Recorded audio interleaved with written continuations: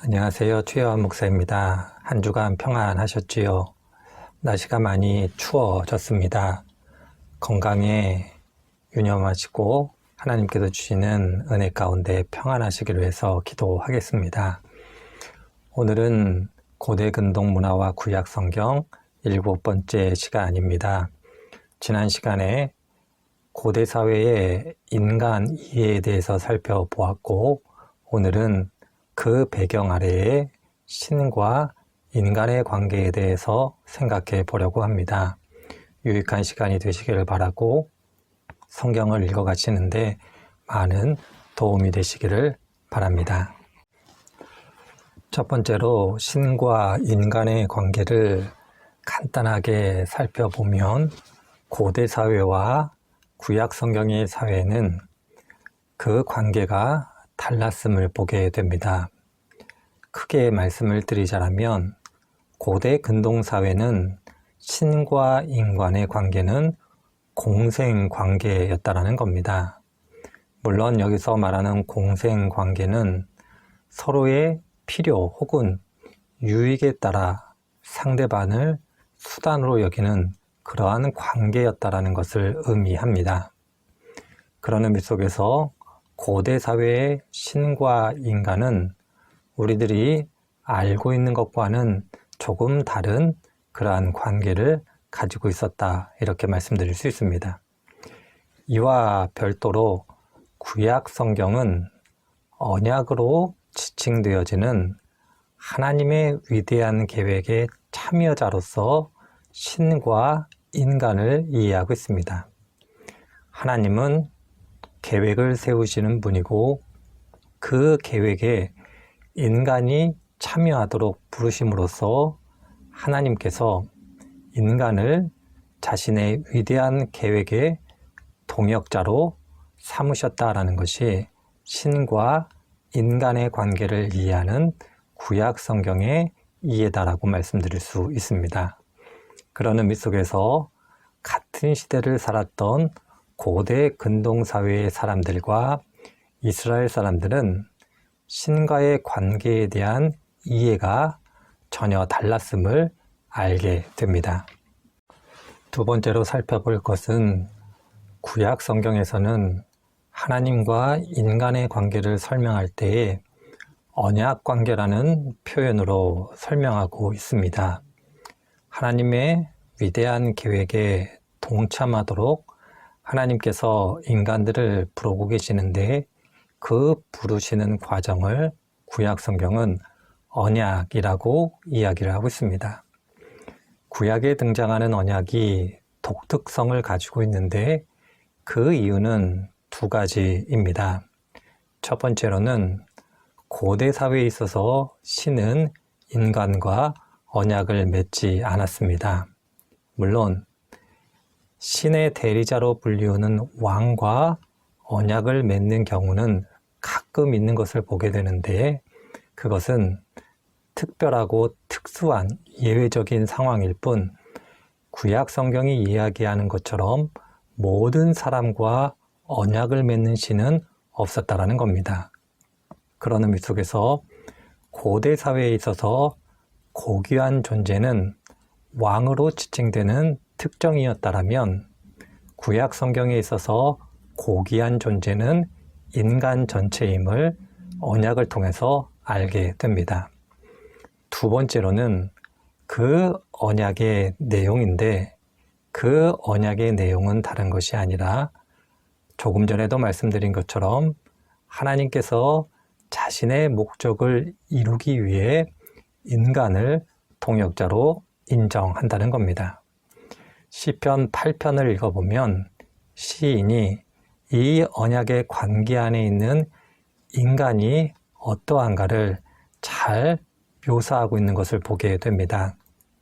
하나님께서 사람을 얼마나 귀하게 여기시는지 천사보다도 더 귀하게 여기시는 사람의 존귀함을 찬양하고 있는 것을 시편 8편을 통해서 보게 되는데 바로 구약 성경의 언약이 하나님께서 인간을 어떻게 이해하고 생각하는가를 잘 보여주고 있다, 말씀드릴 수 있습니다. 세 번째로는 언약을 받은 인간 혹은 언약 관계 안에 있는 인간이 그 언약 안에서 자신들의 역할이 무엇인가를 어떻게 이해하고 있는가를 살펴보는 것이 중요합니다. 이것은 단순히 고대 이스라엘 사람들의 생각 혹은 그들의 역할에만 한정된 것이 아니라 오늘날 우리들에게도 해당되어지는 것이기 때문에 대단히 중요하다 말씀드릴 수 있습니다. 구약 성경을 읽어보면 언약 안에 있는 백성들을 가르쳐 제사장 나라와 거룩한 백성으로 부르고 있는 것을 보게 됩니다. 구약 성경 전반에 흐르는 사상은 언약 백성이라는 것은 하나님께서 열방을 향하여 제사장 나라와 거룩한 백성으로 부르셨다라는 겁니다. 이것이 바로 이스라엘의 본질이고 이스라엘이 감당해야 될 역할이다, 이렇게 이야기를 하고 있습니다. 그러할 때 이 역할의 핵심이 무엇인가 질문을 던지면 성경은 하나님께서 자기 자신을 이스라엘에게 계시하셨는데 그 계시를 온 열방에게 전하는 역할이다, 이렇게 이야기하고 있습니다. 요약하면 언약 안에 있는 백성들은 하나님께서 제사장 나라와 거룩한 백성으로 부르셨고 그들이 감당해야 될 역할 혹은 소명은 하나님께서 이스라엘에게 알려준 하나님을 온 열방에게 전하는 것이다, 이렇게 말씀드릴 수 있습니다. 그런 의미 속에서 언약의 본질 혹은 언약 안에 있음을 이스라엘이 어떻게 이해하고 있는가를 아는 것이 대단히 중요합니다. 이것은 우리들에게도 동일한 역할, 동일한 소명이 주어졌음을 의미하는 것이기에 더더욱 중요하다 말씀드릴 수 있습니다.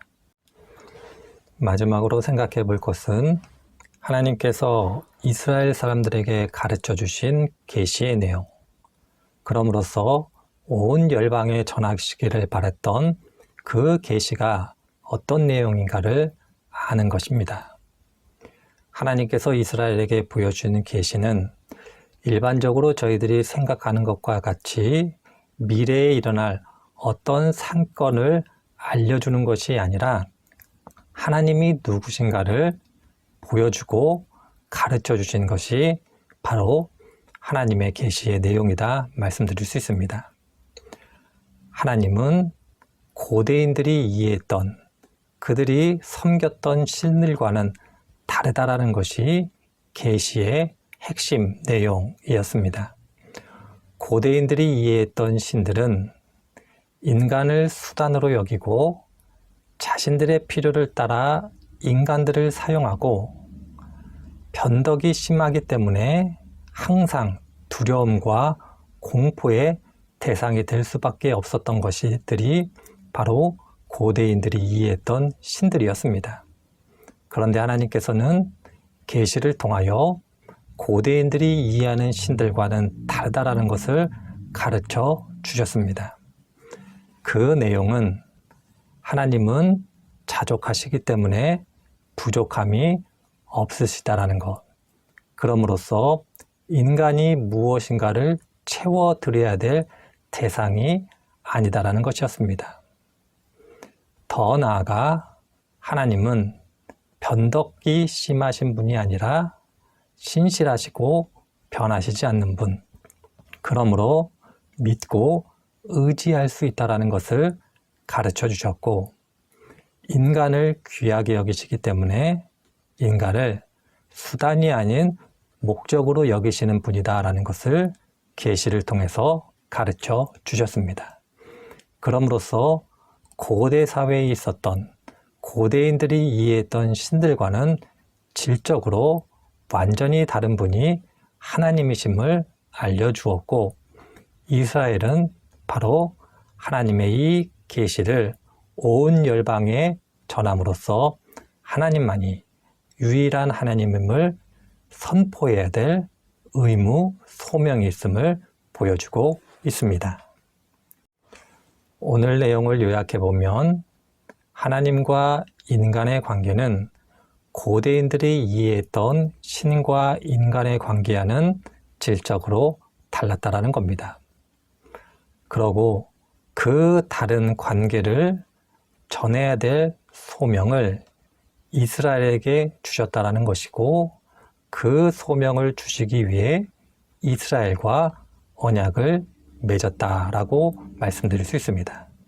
그런 의미 속에서 저희들이 성경을 읽어가며 특별히 구약과 신약에 등장하는 언약이라는 표현이 어떤 의미를 갖고 있는가를 기억하고 이해할 수 있다면 성경을, 그리고 하나님의 마음을 더 풍부하게 이해할 수 있을 겁니다.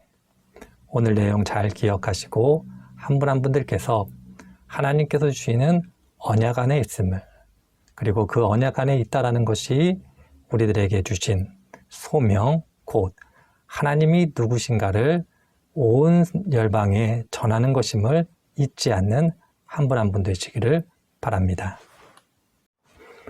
기도하겠습니다. 하나님, 오늘도 귀한 말씀, 귀한 시간 주시니 감사드립니다.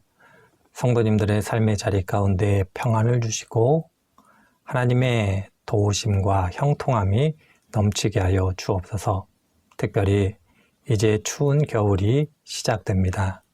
건강을 지켜주시고 코로나19 가운데 평안을 주시고 삶의 자리 가운데 형통함을 더하여 주시는 귀한 성도분들 되게 하여 주옵소서. 감사드리며 예수님의 이름으로 기도드립니다. 아멘.